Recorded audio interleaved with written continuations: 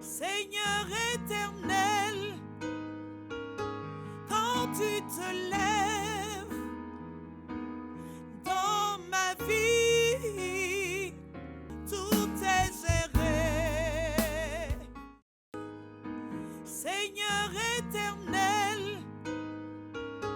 quand tu te lèves dans ma vie, tout est géré. Mon frère est géré, ma soeur est gérée, mon enfant est géré. Je vous salue dans le nom puissant de notre Seigneur Jésus-Christ. Nous sommes toujours dans la lucarne d'espérance, mais avec pour thème, il est vivant. Parce que Jésus est vivant. Il est vivant pour toujours. Et nous allons voir comment prier dans l'accomplissement. Pourquoi je dis de prier dans l'accomplissement? Parce que nous avons la résurrection de Jésus. Alors je dis à cette humanité qui nous regarde, tous ceux qui nous suivent, que Jésus est vivant. Nous avons pendant tout le temps de carême prié contre le coronavirus. Le Dieu que moi je loue, je crois que c'est le même Dieu que toi tu bénis. Le Dieu que moi je célèbre, et je crois que c'est le même Dieu que toi tu célèbres, il a des yeux, il a un cœur surtout.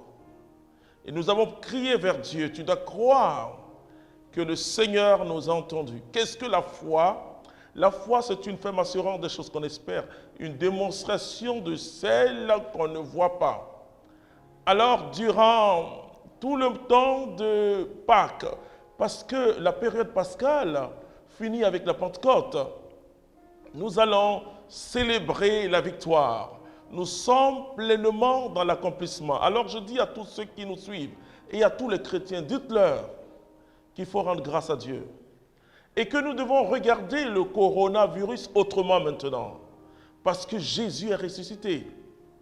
Qu'est-ce que notre foi? Qu'est-ce que la foi? C'est vraiment croire que Dieu nous a entendus. La foi, c'est voir les choses comme Dieu les voit. C'est parler comme Dieu parle. Il n'y a pas en lui don de variation. Amen. Ce qui est a déjà été et ce qui sera aussi a déjà été. Alors, je vais enseigner, surtout vous expliquer, vous conduire à une autre expérience de la foi. Écoute, on ne va pas prier pour le coronavirus.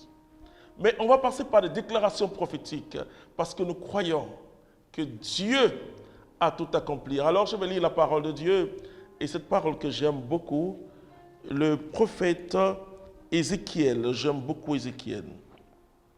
Ézéchiel chapitre 12, à partir du verset 26. La parole de Yahvé me fut adressée en ces termes. Fils d'homme, voici que la maison d'Israël dit, la vision que celui-là voit est pour une époque lointaine. Il prophétise pour un avenir éloigné. Eh bien, dis-leur, ainsi parle le Seigneur Yahvé. Il n'y a plus de délai pour toutes mes paroles. Ce que je dis est dit, et ce que je réaliserai, oracle du Seigneur Yahvé. Parole du Seigneur notre Dieu. Alors c'est très important ce que nous allons vivre maintenant. Vous voyez, on parle souvent de la foi. Et 3 lettres, F-O-I, mais qui nous ramène toujours vers une expérience. C'est peut-être le mot, en dehors de Dieu, le mot le plus puissant. La foi nous fait vivre en enfant de Dieu. Quand nous recevons Dieu, il nous donne 3 vertus essentielles, la foi, l'espérance et la charité. Mais la foi nous permet de parler comme Dieu parle. La Bible dit ceci, que nous sommes faits à l'image et à la ressemblance de Dieu. Qu'est-ce que cela veut dire? L'image, c'est l'icône, ce n'est pas une représentation, mais nous sommes des représentants de Dieu. Alors, la ressemblance, c'est quoi? C'est vraiment le caractère de Dieu que nous avons. Et avoir le caractère de Dieu, c'est agir comme Dieu. C'est voir les choses comme Dieu voit. Et Paul dit que et nous ne voyons plus selon le monde. Nous ne voyons plus selon les circonstances de ce monde, mais nous voyons par la foi. Et c'est par la foi que nous voyons chaque chose. Alors, je veux que toi qui m'écoutes, toi qui me suis, que tu aies la foi. Alors, je veux dire, comment on prie dans l'accomplissement? La Bible nous dit ceci dans Marc au chapitre 11, verset 23-24, que si vous demandez quelque chose à Dieu à mon nom, croyez que vous l'avez reçu et cela vous sera accordé. Qu'est-ce que cela veut dire? Ah oui, j'ai reçu, je prie et je crois que cela m'a été accordé. Et c'est là où on n'entre pas dans le miracle, parce que le miracle n'est pas un élément qui est à l'extérieur. Qu'est-ce que nous faisons dans la vie? Nous cherchons notre miracle à l'extérieur. Le miracle ne se trouve pas à l'extérieur. Le miracle se trouve à l'intérieur. Rappelez-vous de cette femme. Elle était malade, elle avait des pertes de sang depuis 12 ans. Alors, elle voit Jésus. Il y avait des obstacles, il y avait du monde. Elle voulait bien dire à Jésus, prie pour moi. Elle n'arrivait pas à le dire, puisque Jésus était entouré d'une foule. Alors, qu'est-ce qu'elle va faire? Elle va se dire en elle-même, si seulement je touche la frange de son vêtement, je serai guérie. Vous voyez, cette femme, elle avait déjà son miracle. Et c'est ça la folie de la foi. C'est que, et il faut confesser, mais aidé par le Saint-Esprit. Le Saint-Esprit a aidé cette femme. Comment? Elle sait qu'en touchant le vêtement de Jésus, elle sera guérie. Et elle a touché le vêtement, elle était totalement guérie. Alors, ce que je te demande, c'est avoir cette foi, cette audace comme cette dame merveilleuse de l'Écriture, et quand elle a touché, elle a été guérie. Alors, je reviens à cette parole de Jésus. Si vous demandez quelque chose au Père à mon nom, quoi que vous lui demandez, croyez que vous l'avez reçu, et cela vous sera accordé. Quand j'enseigne la foi, je dis souvent la foi, nous avons besoin d'activer notre foi. Vous comprenez, quand vous avez un appareil, ce que nous appelons ici le cellulaire portable, un téléphone, et que vous avez une puce, et que vous devez, et vous mettez cette puce dans l'appareil, mais vous pouvez donner votre numéro à quelqu'un en disant mon numéro c'est le 0405 90 60, mais la personne va vous appeler, elle ne pourra pas vous joindre parce que vous n'avez pas encore activé votre puce en appelant, en lançant un premier appel. Mais mon frère, ma soeur, c'est ça le problème. Tu te dis que tu as la foi, mais la foi c'est vie. La foi ce n'est pas un slogan. Alors nous avons prié. Et le temps de carême est un temps de pénitence, mais aussi d'intercession. Nous avons pleuré. Nous avons vu des images terribles. Et la lumière a jailli. Alléluia! La lumière a jailli dans le tombeau et c'est terminé. Nous sommes dans l'espérance. Et la Bible dit, tout concourt bien de ce qui me dit, mais cette épreuve est venue dans le temps de carême. Alors, comment il faut voir aujourd'hui et tout ce qu'on dit sur ce virus? Première des choses, conserve les mesures barrières. C'est-à-dire que lave-toi les mains, tu n'as plus besoin de saluer quelqu'un avec la main, tu vas sourire à la personne. Plus d'accolade, à tout, en Côte d'Ivoire, en Afrique, on dit à tout, c'est des bienvenus, etc. Ou bien dans les funérailles, quelqu'un pleure et généralement on veut consoler la personne. Non, et console avec ton sourire. C'est compliqué, mais peu importe. Console avec ton sourire. Alors, et garde les mesures barrières. C'est le meilleur remède pour le moment. Hein? En dehors de Dieu, en dehors de la grâce de Dieu. Alors, garde ça. Comment on prie dans l'accomplissement? On prie dans l'accomplissement quand d'abord on a une relation avec Dieu. Vous savez, quand Jésus dit on prie, pourquoi il commence? Dites notre Père qui est dans les cieux. Parce que tu ne peux pas demander quelque chose à Dieu avec confiance si tu ne sais pas que Dieu est ton Père. Moi, Dieu n'est pas comme mon Père. Et je dis souvent aux chrétiens, ils disent, je prends Dieu comme un père. Non. Dieu est notre Père qui est dans les cieux. Et quand je prie, moi je dis toujours ça, je dis toujours notre Père qui est dans les cieux.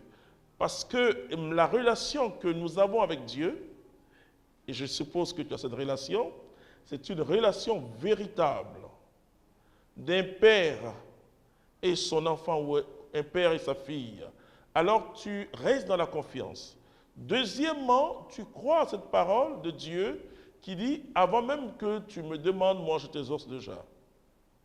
Il ne dit pas je te réponds, mais je t'exauce déjà. C'est-à-dire, j'accomplis déjà avant même que tu me demandes. Alors, comment vivre maintenant, après la résurrection, l'événement coronavirus? Jésus est plus célèbre que le coronavirus. Parce que le nom de Jésus est au-dessus de tout nom. C'est-à-dire, il n'y a pas un nom qui est plus grand, plus fort que Jésus. Ce n'est pas possible. Dieu lui a donné le nom qui est au-dessus de tout nom. Donc, le nom de Jésus est au-dessus. Alors, comment prier quand tu vois, quand tu entends tous ces... et quand tu suis l'actualité, etc. Comment prier? C'est dans l'accomplissement. Jésus était en face de la tombe de Lazare. Comprenez, on peut vous enseigner, hein, et on peut vous pouvez même écouter et tous les enseignements possibles, mais il vous faut activer votre foi. Jésus était dans la tombe de Lazare, donc il y avait deux tableaux, Jésus et la mort. Mais qu'est-ce que Jésus va faire? Jésus ne s'est jamais adressé à un mort, il s'est adressé à un vivant. Parce que Dieu te voit dans ton accomplissement. Ne dis plus au Seigneur, je n'ai pas telle chose. Parce que Dieu demande à Pierre, mais il dit quoi, il n'a pas quoi? Parce que Dieu te voit avec telle chose. Ne dis plus au Seigneur, Seigneur, je ne suis pas encore marié. Mais Dieu te voit avec ton mari. Ne dis pas au Seigneur, Seigneur, je n'ai pas telle chose. Mais Dieu te voit avec cette chose parce que Dieu te voit dans l'accomplissement. Le lieu où Jésus va dire, il dit, tout est accompli, alors que Jésus est en train de mourir. Il y a un paradoxe dans notre foi. C'est que notre foi ne suit pas une logique humaine. Qu'est-ce que nous voulons? Et nous voulons croire simplement que quand nous voyons la chose. Or, la Bible dit, la foi est une ferme assurance des choses qu'on espère, une démonstration de celles qu'on ne voit pas. Et Jésus va le dire à Thomas. Il va dire à Thomas, heureux celui qui croit sans avoir vu. Mais nous voyons à l'intérieur. C'est pourquoi je dis, ton miracle se trouve à l'intérieur. Quand Jésus nous dit, tout ce que vous demandez au Père à mon nom, croyez que vous l'avez reçu et cela vous sera accordé. Croyez que vous l'avez reçu, Dieu, par son esprit, par la motion intérieure de son esprit, nous donne cette paix intérieure, hein, qui surpasse toute intelligence. Et c'est ce que Paul va dire aux Philippiens. Il va dire ceci, faites connaître à Dieu vos besoins, et sa paix qui surpasse toute intelligence viendra envahir votre être intérieur. C'est vraiment pourquoi on souffre, parce qu'on croit qu'on n'a pas telle chose.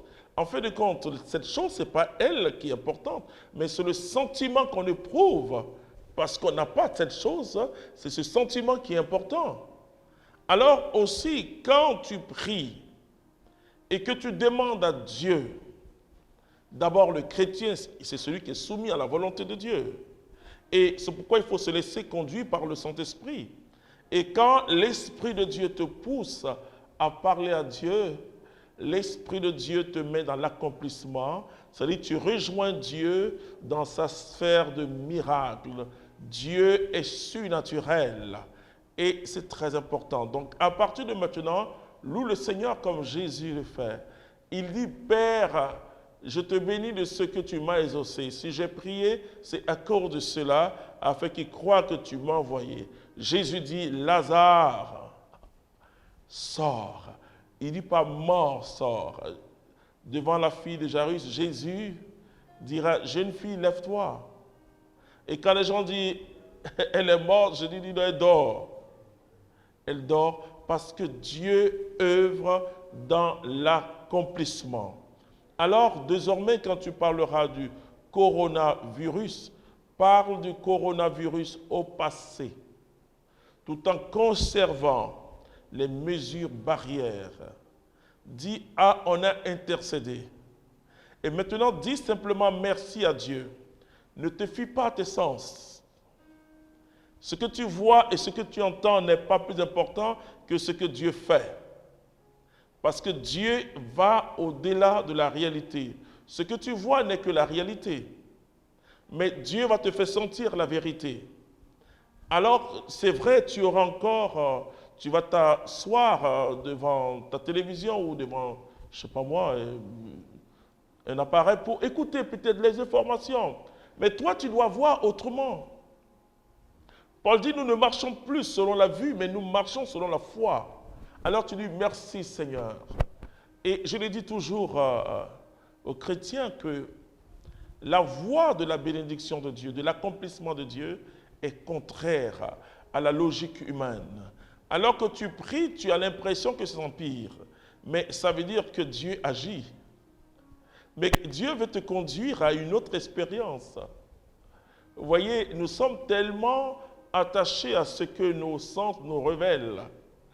Et moi, je veux que tu sois attaché à ce que le Saint-Esprit te révèle. Alors tu diras merci Seigneur. Merci parce que tu as tout accompli. Merci parce que tu es en train de guérir le monde. Merci Seigneur parce que le coronavirus est en train de partir. Même si quelqu'un te dit non, aujourd'hui il y a eu tal de mort, tu dis Seigneur, je te rends grâce pour tout. Alors tu verras que ta foi va grandir. Et je te le dis, ce mois d'avril est un mois prophétiquement dense. Et je veux que tu restes dans la prophétie. Et Habakkuk, c'est vrai, j'aimais beaucoup Habakkuk. Il a dit quelque chose, alors qu'Ézéchiel a dit quelque chose de plus fort. Hein. Habakkuk dit, même si la prophétie tarde, attends-la, elle s'accomplira certainement. Mais qu'est-ce que Ézéchiel va me dire? Il va me dire qu'il n'y a plus de délai désormais et la prophétie s'accomplit toujours. Je vais te lire ça et pour t'aider à comprendre ce que Dieu veut faire pour toi. Et il dit,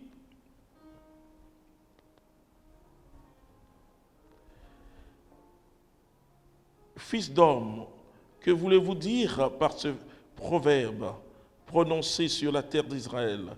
Les jours s'ajoutent aux jours et toute vision s'évanouit. Eh bien, dis-leur, ainsi parle le Seigneur Yahvé, je ferai taire ce proverbe. On ne le répétera plus en Israël, mais dis-leur, les jours approchent où toute vision s'accomplit, car il n'y aura plus ni vision vaine, ni présage trompeur au milieu de la maison d'Israël. Car c'est moi Yahvé qui parlerai. Ce que je dis est dit et s'accomplira sans délai. Et donc, vous savez, là je vais vous faire une petite parenthèse. Dans la connaissance du Saint-Esprit et dans l'élan prophétique que l'Esprit de Dieu nous donne, il nous donne une vision nouvelle sur la prophétie. Et cette vision nouvelle sur la prophétie, c'est que la prophétie, c'est la parole qui s'accomplit. Une prophétie est authentique que quand elle s'accomplit. Alors, comment savoir que la prophétie est authentique? Toute prophétie prononcée sur ma vie, je saisis cette prophétie et je vis dans l'accomplissement de cette prophétie.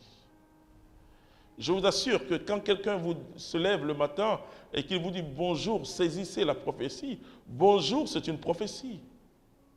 Et quand quelqu'un te dit bonjour, oh, tu dis Seigneur, merci parce que ce jour sera bon pour moi.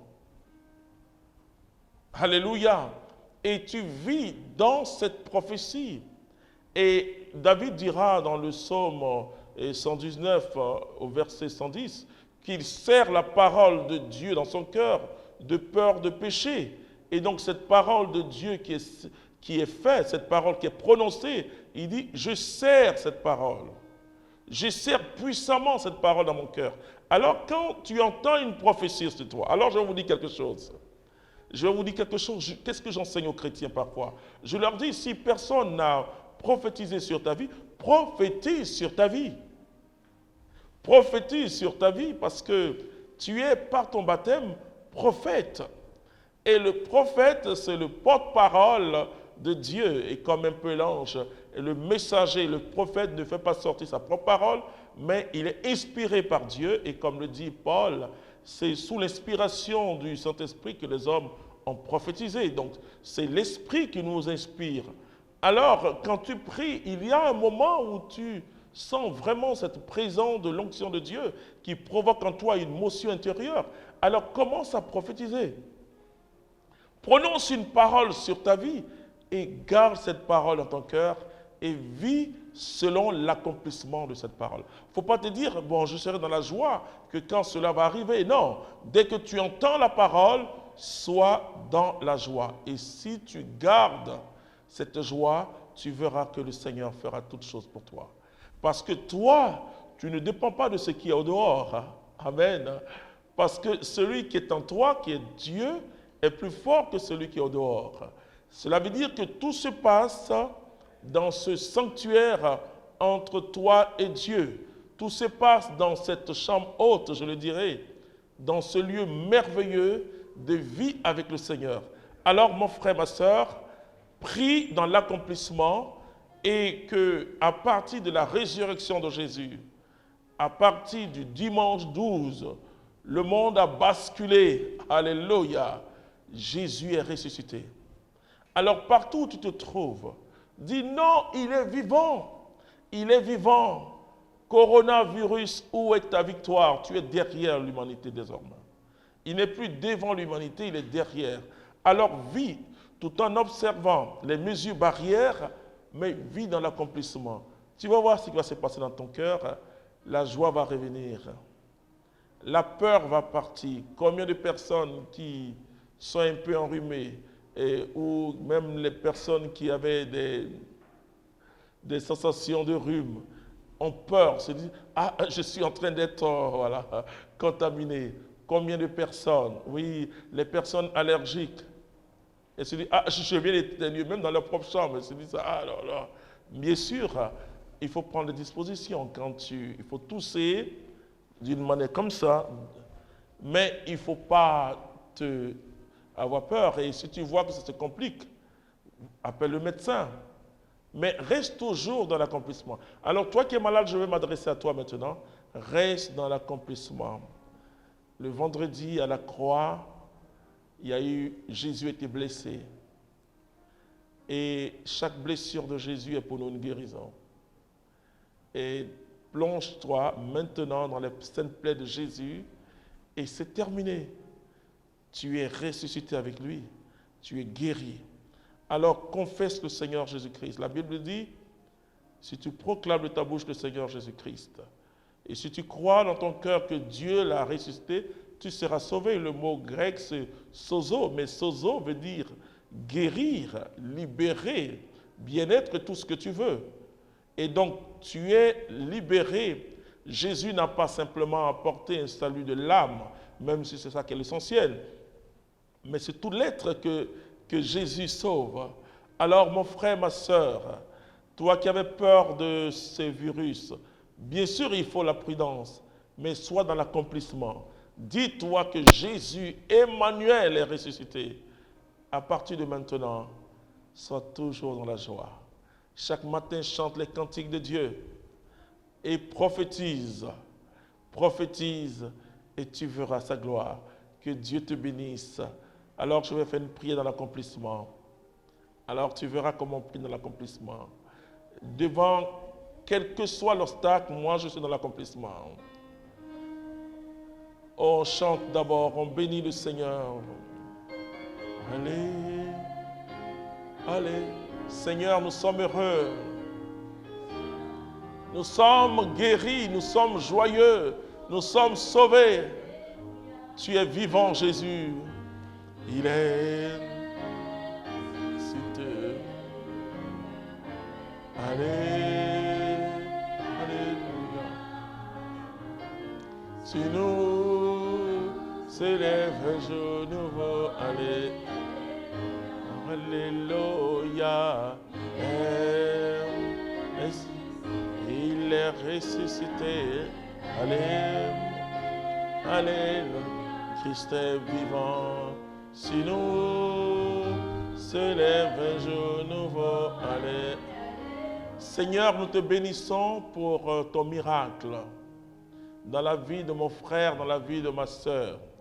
Je crois en ta toute puissance et je te dis vraiment merci, Seigneur, pour tout ce que tu as accompli. Je te dis merci pour notre humanité. Merci parce que le coronavirus est derrière nous. Devant, nous avons la résurrection. La mort est derrière, la mort est restée dans la tombe. Et nous avons devant nous le ressuscité au Père. Et je te dis merci pour tout ce qu'il accomplit. Mon frère, que Dieu te bénisse. Ciao, ciao. Je salue tous ceux qui sont en Espagne. Que Dieu vous bénisse. Amen. Seigneur éternel, quand tu te lèves,